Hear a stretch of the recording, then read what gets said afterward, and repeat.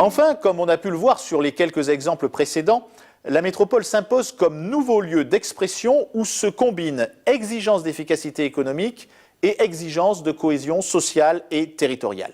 La conciliation de ces exigences est au cœur du projet européen. La métropole ne se substitue pas pour autant aux villes qui gardent toutes leurs prérogatives et leur légitimité dans leur politique de proximité. Elle reste de ce fait au cœur de la démocratie locale, mais les villes doivent s'intégrer dans des processus de coopération dont les populations seront en retour les premières bénéficiaires.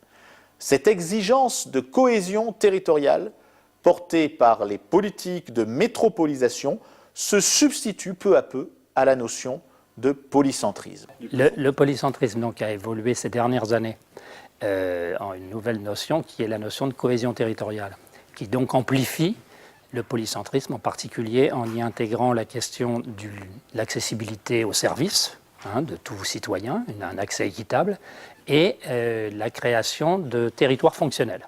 Ça, c'est l'évolution principale. Maintenant, autre chose à dire, c'est que le polycentrisme, c'était une façon de lutter contre le schéma centre-périphérie, un centre dominant contre des périphéries dominées. Et ce schéma centre-périphérie, c'est un schéma qui a moins cours aujourd'hui.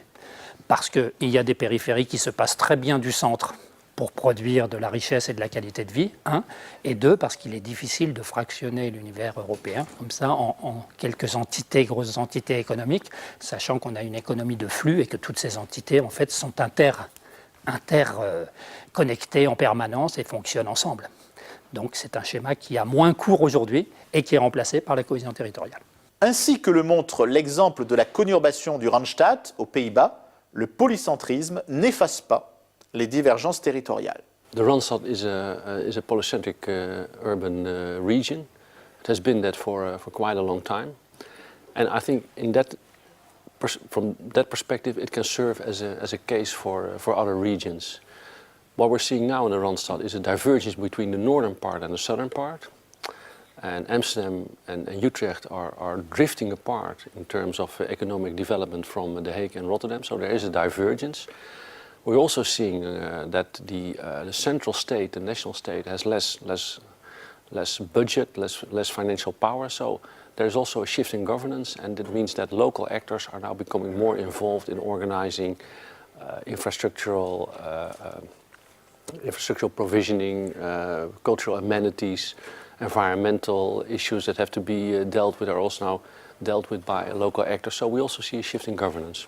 Cette coopération entre acteurs est portée par les programmes de coopération territoriale européenne qui, si elle a vu certains de ces paradigmes évoluer ces dernières années, prônent une coopération entre acteurs qui, par le biais d'échanges d'expériences, de comparaisons, de réplicabilité, de transfert de politique, peut contribuer à la réduction des inégalités entre les territoires. L'efficacité, je crois qu'on ne peut pas répondre de manière globale en disant c'est mieux la macro-région, c'est mieux la région, c'est mieux l'agglomération.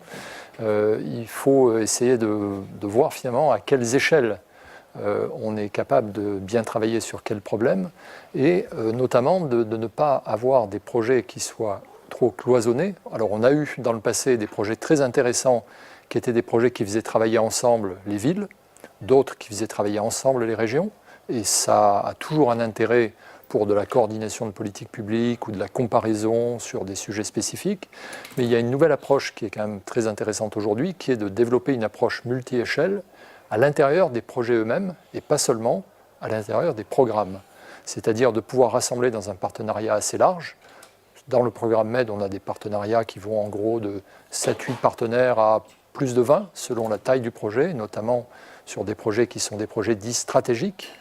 Un exemple, notamment dans les questions d'efficacité énergétique dans le logement, on a 2 projets de ce type-là, où on a finalement l'ensemble des intervenants à une échelle très petite, très locale, puisque là, il va s'agir de développer des projets pilotes qui sont très, très liés à une spécificité d'un territoire, et puis des partenaires qui vont aller jusqu'à l'échelle au moins nationale, dans la mesure où il s'agit de transférer des acquis et des politiques publiques dans un certain nombre de dispositifs qui sont au moins de niveau national, voire même de faire du lobbying au niveau européen. Donc c'est finalement cet emboîtement qui est intéressant de développer dans les programmes de coopération.